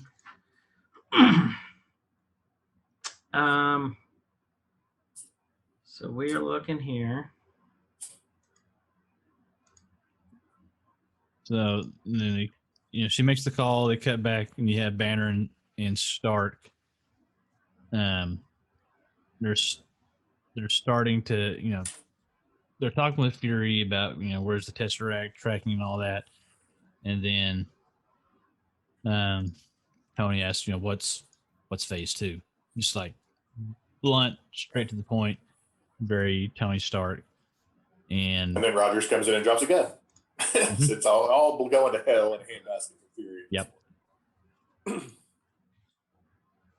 I like Cap's. Well, sorry, Cap's very. I don't know. I don't want to use that term. Very aged response that the computers were working too slow for you. You knew what I was. The interweb wasn't working effectively. I don't trust no computers. Narr.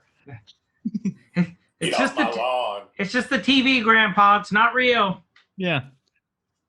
Pappy Rogers, well, he puts it down, and you can just see Fury. It's like, this would have been a great, just, if you wanted to have a good stereotypical Samuel L. Jackson moment for him to go off the rails, this would have been it. Right. I know it wouldn't have fit everything, but this would have been the time for him to go full Pulp Fiction and explaining things that way. But with righteous fury. Mm-hmm.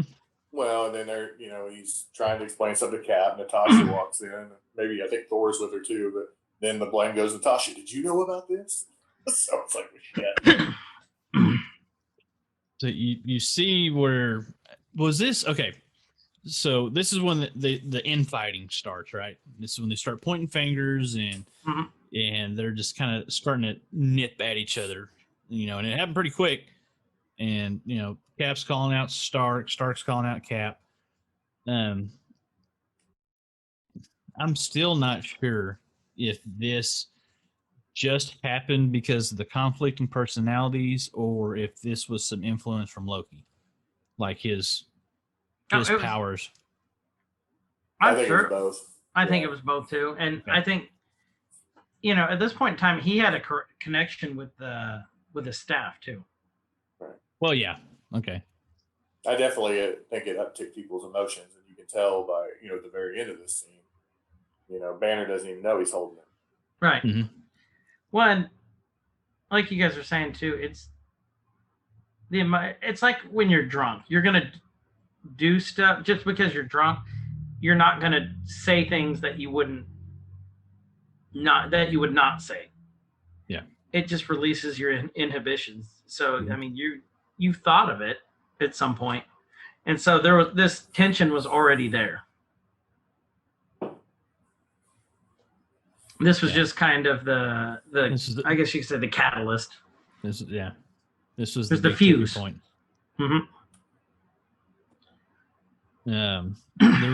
There's a line that came out of this. So Fury explains why they're developing the weapons because of now there's a new threat.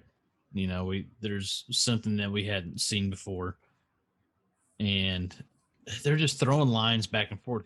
Tony says, well, the nuclear option, that always works out well. And then Fury's, tell us again how you made your money, Stark. So everybody's like taking jabs. Like, it's just cheap shots abound at everybody. Everybody's poking at everybody. Mm-hmm. And this is, like you said, talking about Cap and Tony, where you start seeing that build up to things later, like in Civil War, where they start poking at each other again. Mm-hmm.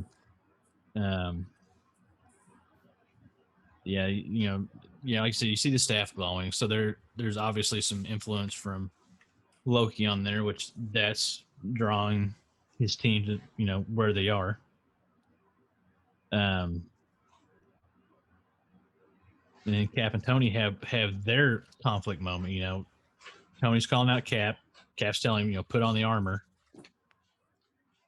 This part also brings up one of Tony's classic lines too. He said, "Yeah, big man in the suit of armor. Take that off, and what are you?" BRob, you remember what he said? Billionaire, playboy, philanthropist. And don't forget genius. Genius, billionaire, playboy, philanthropist. And then Natasha's just like, yeah, her shoulders. Yeah, she's like, he's right. I'm going to quote this one line for line, because we're talking about things that they do so good of planting the seeds early in these movies for things way later to come. And I'm going to quote it straight off the movie because I don't want to mess this one up. Where Cap, tells him, I know 10 guys, or no guys that are worth 10 of you. So you really only fight for yourself. You're not the guy to make the sacrifice play, to lay down on the wire and let the other guy crawl over you. That line right there. That's what stuck for you. So big later, because he tells Tony, like, you're selfish. You're not the type of guy that would sacrifice himself to save anyone other than yourself. Mm-hmm. We know how that pans out later, but yeah, we know exactly how that pans out later. That just stuck in the rewatch. That the first time you see it, and he says, "Oh, I would just cut the wire." I'm like, okay, that's typical Tony. But then you go back and rewatch it, and knowing how things pan out through the course of the series and several movies later, and when it all phase 3 ends and stuff, then like, oh, okay, that line has so much more meaning for Tony later. Wait a minute. Time Stone? What? Gonna roll back. Time Stone. Wait, hold on. Wait, ready?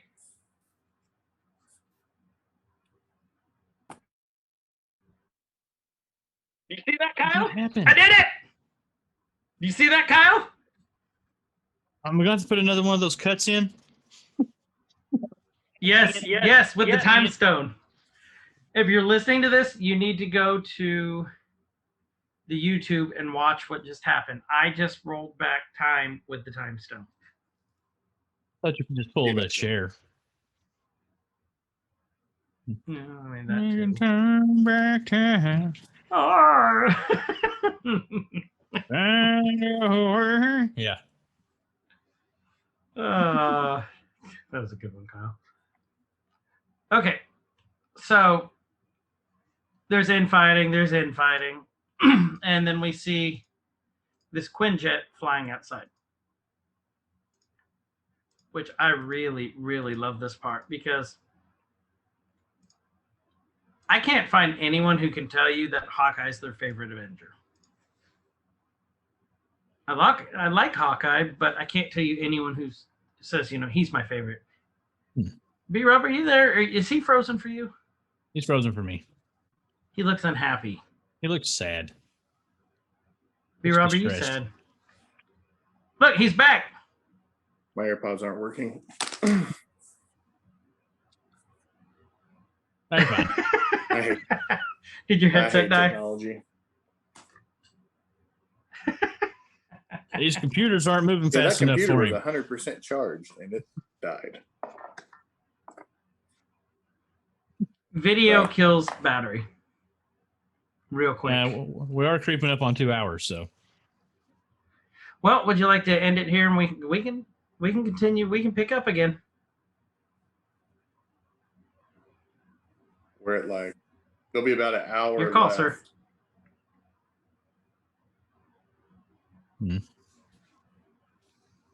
Yeah, we'll have about an hour of the movie left. Yep, We'll give or probably have take. to do 2 more episodes. Yep, because we're getting up to about half an hour. You know what? Which is fine because I love picking apart these with you guys. So Yeah. BRob, you may, if you're doing conferences, you may invest in. Justin did one of the Blue Yeti mics like Kyle and I got. That's what he uses. They're like $120, and it magnifies your voice so much better. Yeah, I may have to. Yep. I'll shoot you some ideas from alternatives to them too that work. Yeah, and you can That's good for write. this. Well, it can be a tax write-off for him, or he can do a work write-off. Yep. There you go. So with that, ladies and gentlemen, we have run into some technical difficulties tonight, so we are going to end it here. We are at an hour and 10 minutes into the movie. Yeah. Give or take a little bit. And almost 3.5 hours into podcast land with it. So that just tells you we dissect these things, and we love doing it, and we love how you all are supporting us by listening to it. So please keep that up. We appreciate you guys. So we will be back for MCU Avengers Part 3. Yeah. MCU Phase 1 Avengers Part 3. And then eventually Part 4, I have a feeling. So we were going to we were planning on a different episode with James on, I'll tell you guys now, our next one is going to be a episode on prop making and cosplay, which James is amazing on. So that'll be pushed back for another 3 weeks at this point. But that is completely fine because these are so much fun to do. So, and that actually gives me time to write more of the commercials anyway. So I'm not prepared after having vertigo this week. So,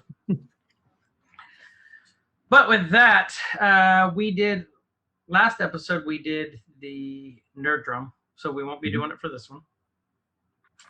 And we haven't. Did you get the new Nerdrome out yet? I don't think I did. I think I need to do that. We need to do that. Yeah. So, BRob, being the guest, what are you reading or watching this week? About a fourth, maybe a little over a fourth of the way through Ready Player One, and there are so many differences. It really pisses me off now. So, so I'm doing that, and we are watching.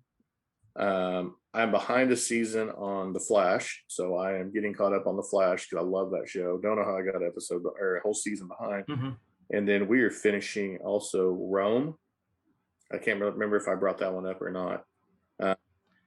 Yeah, Rome, the HBO. It's like 2005, 2006, but I thought I'd watched all of the good HBO shows. But let's see. With was that Lucy Lawless in that? I believe too. That's Spartacus. No, she did something else. One of the Spartacus. No, I think it was Spartacus. Yeah, I was in Spartacus. Ray Stevenson. It's Titus Pulo, and then I don't know what the other dude's name is other than he's that's right. Grey's Anatomy. But that's right. Really awesome series. So we're hoping to finish binge watching that probably this week. So right. It is a binge. That is a binge. That's awesome. So you liking it so far? Probably 9 episodes in. I think we're almost done with season 1. So wow. We should be able to finish it after the weekend, I think. But Ready Player One, Dylan Crossland. I know Kyle, you told me to read it too. Yeah, you both of you did. Yeah, the book just pisses you off if you read it before you watch the movie. So watch the movie first for sure, because the movie was good. The book's better. Movie was good. I think doing that in that order is so much better. Like, I was just mad. It's like, where's Oklahoma? Like, anytime, because we don't get a whole lot of love in it's that, literature or movies unless it's like tornadoes or tigers. In the book. Or Killers of the Flower Moon. So well, I'm glad you finally.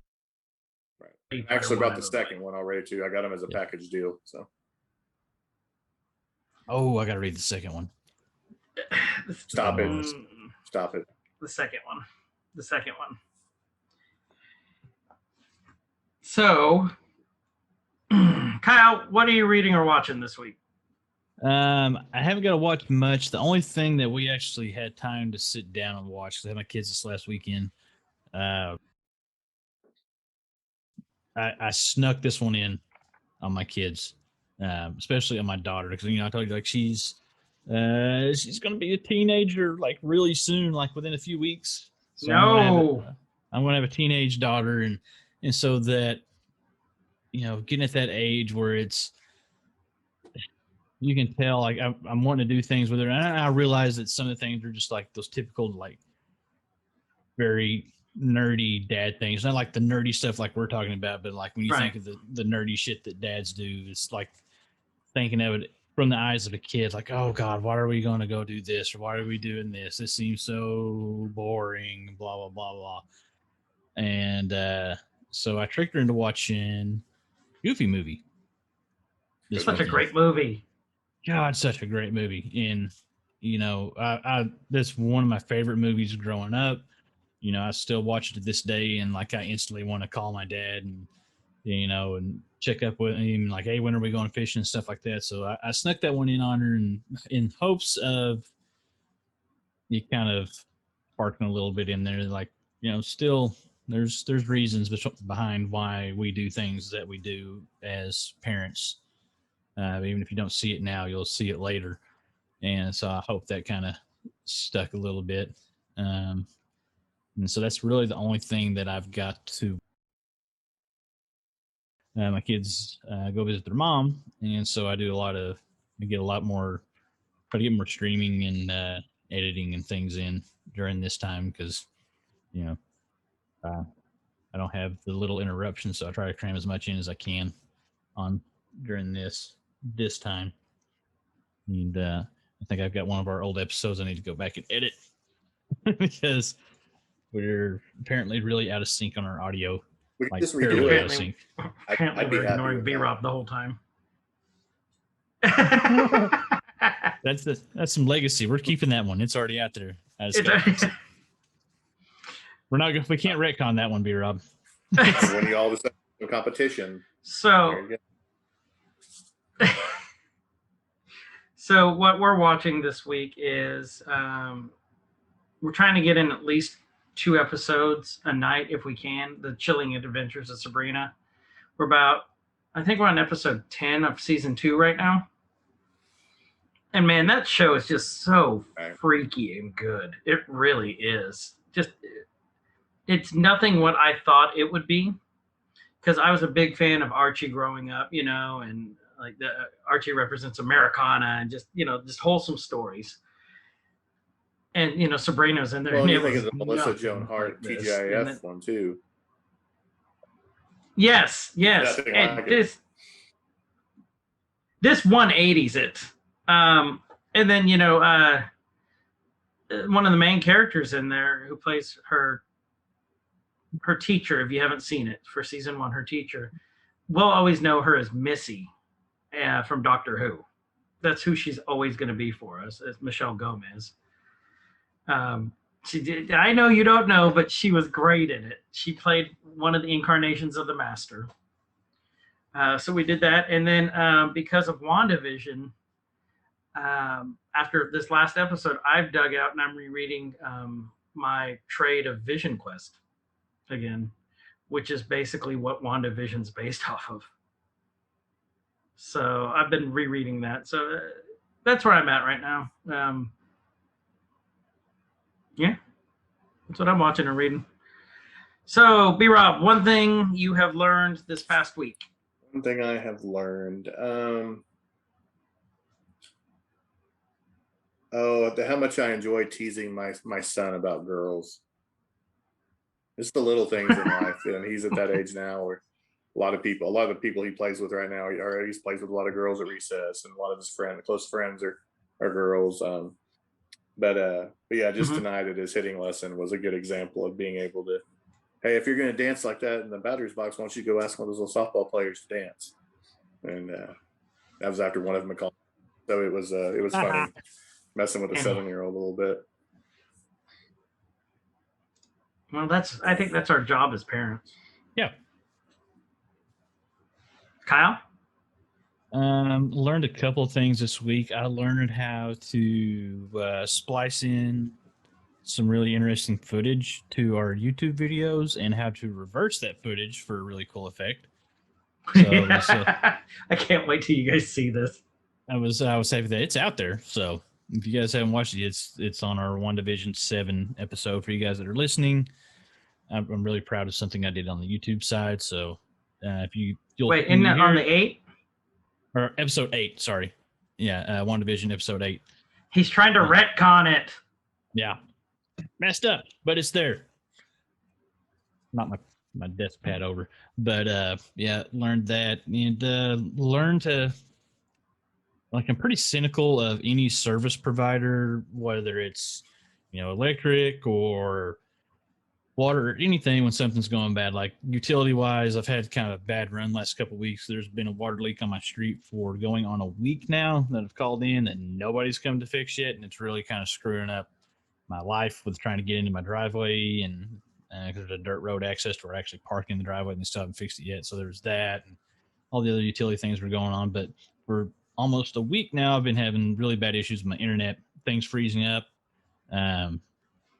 Typically on the upload side, like if you're watching videos and stuff, like if you're streaming like Netflix or whatever, it's not something that you're going to usually notice because you have it caches ahead. There's the kind of the opposite of the buffer. Those programs will cache a few minutes ahead to so you don't usually catch that buffering. For me, when I'm streaming or when I'm doing these Zoom calls, my connection would drop out, things would freeze up, which sucks when I'm streaming on Twitch because my connection drops off and lose viewers, and it's a bad thing. Anybody new coming in, and it's really tough on our podcast side because you guys might know we do this through Zoom, and you're relying on 3 separate connections to come in and everything to sync up, and it doesn't always do that. And through the magic of editing, I kind of fixed that on the back end side, but when connection was dropping off and all that. It just made it terrible. So, I made a couple calls and I did yesterday, and they're like, well, I did all the stuff I'm supposed to do here. They shot a signal in and reset my modem remotely. I'm sure is what they did. Last night it was doing it again, and I messaged like, hey, I'm still having this problem. And they're like, oh, well, we fixed it. It's like, I was having this problem at midnight last night, and it's 8:30 in the morning now. I'm pretty sure I'm still having the problem. Unless you guys magically fixed it between midnight and 8:30 a.m., I'm pretty sure I'm still going to have that problem. They're like, well, just check it when you get home, and if you still have an issue, let us know. And it's been working perfect since I got home. So sorry, internet guys, if I was a little mistrusting that you did something before 8:30 in the morning and got my stuff fixed, but we're good. To be fair, you were at work, so they could have done it after they talked to you. They could have. That's probably what happened. You know what? I didn't learn anything. I bet that's exactly what happened. Those sneaky sons of bitches, they came in after. They're like, oh, yeah, I screwed up and told them I'm not going to be home till later. They're like, get somebody out now. Get Phil out there and fix the line. So today, Kyle learned reverse human compassion. Hey, for that leaky pipe, I got some duct tape. It's in the ground. It's like it's at the street curb. It's like it's running down the road. I got some big duct tape. Yeah, but then I have to dig something up, and I don't really do that. So okay, well, I mean, I offered. Basically, the city's been running like a 2.5-inch water hose wide open down my street for the last week. You should that's the amount of water that's just pouring down my street. To get a response, just go start bathing in it. Just every day, just go start taking a bath in it. Someone will call, and it'll eventually get fixed. Maybe find a new co-host. But you know what? And live from Big Mac. Yeah. Very indecent exposure is what the Big Mac. Chris, what did you learn? Here in Oklahoma? What I learned vertigo sucks balls. I got vertigo for the first time ever Monday. And I woke up, thought I was okay. Just everything was spinning the minute I got up. Like, it's like those bad, if you've never had it, it's like those bad TV shows, where the guy's like, oh, I'm drunk. And like, they just start spinning the camera around, but they're just staying in one place. That's how it kind of was. I knew it was really bad when I was trying to pee, and then I fell over midstream. Wow. Yeah. So, I mean, Kyle was having stream problems. I was having stream problems. And then I shouldn't laugh, but I'm gonna because I was trying to another point in time, and it's probably too TMI, but this makes for a great story. I was using my tushy, my bidet, after doing something, and it kind of scares you at first. It always does, no matter how many times you use it. I fell off again because of it. Because I was just everything was spinning, and it kind of made me jump a little bit, and I went whoop. So having vertigo sucks, and I'm lucky mine just lasted for a day. It lasted literally all day. I've heard where it's lasted weeks for people, and it's just you cannot do anything. Like I told my wife, I go, you think I should try and drive into work? She goes, no. No, I go, yeah, you're right. I'm having stream problems, so. That'll get you like a safety belt for your toilet. Well, buckle up. Buckle up. We got one coming. Oh God, please. We'll put a monitor or a TV up in the bathroom, and then you have got to do the safety video for me just before. like a flight attendant. No, tighten it. The exits are here and really just over there. Put it down. Flush Put it down. Oh, so with that, thank you for listening to my vertigo issues and Kyle's stream problems and how BRob tortures young children. With that, we will be back next week for MCU Phase 1 Avengers Part 3. We'll try and get at least through another half an hour. No promises. And with that, thank you so much, everyone, for listening to Every Man's Guide to Nerddom. With that, I'm Chris. I'm Kyle, and thank you, BRob, for putting up us with this again. And Thank you. I giving feel your like insight. my technical difficulties add more to the podcast. So Yeah, it wouldn't it be one happens. without him. Nope. So thank you all, and we'll see you later. Thank you, guys. Have a great night. Nerd Corker, rise up. It could get elevated. Nerd Corker, rise up. It could get elevated. Nerdcore used to be just a made up